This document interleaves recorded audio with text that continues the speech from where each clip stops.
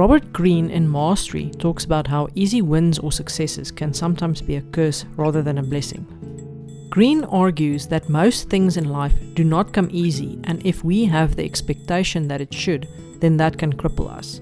This is because the expectation for things to be easy can cause us to give up too quickly. When I read Mastery years ago, I did not fully appreciate that insight.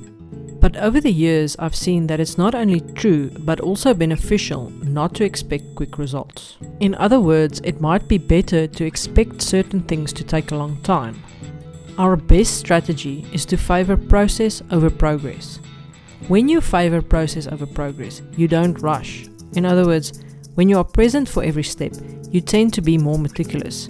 You can focus on what is in front of you without getting bogged down by possible future successes or failures.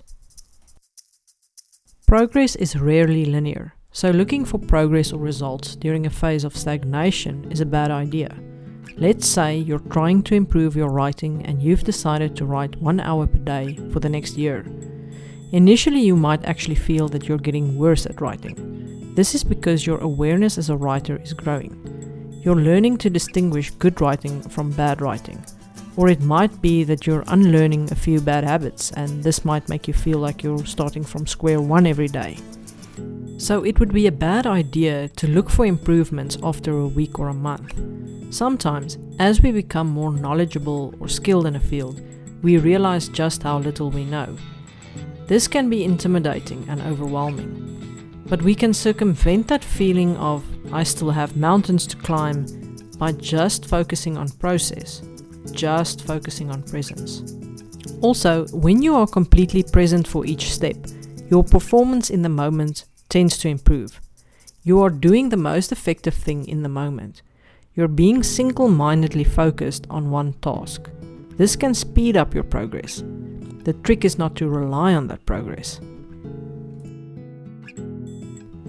Someone once told me that when they write fiction, they will often just write something, basically anything, to get to their target daily word count.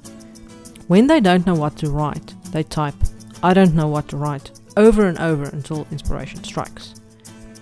An easy 6 words repeated ad nauseum. I thought this was silly.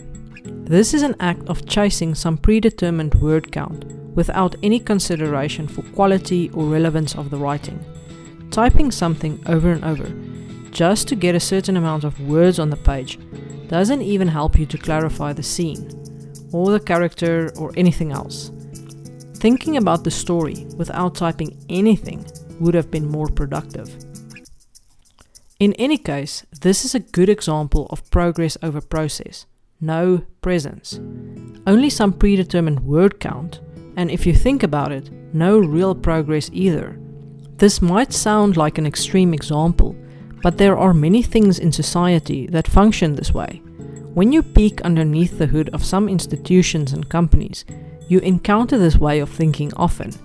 We can't really change things there, but we can choose to favor process over progress in our own lives. We can choose to be present for every step.